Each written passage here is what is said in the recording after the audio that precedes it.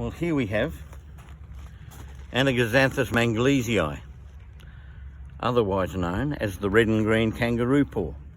WA state floral emblem. Very interesting flower structure. What we've got here is a long tubular flower with a nectary right at the bottom. And these flowers are especially designed to be pollinated by honey eaters.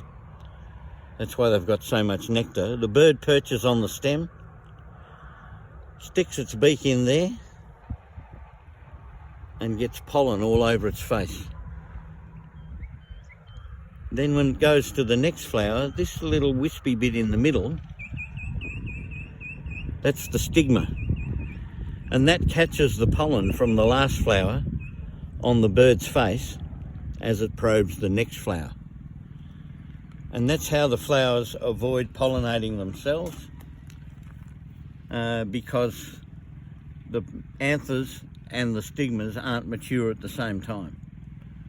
So that way we get outbreeding, cross-pollination, lots of lovely fertile seed.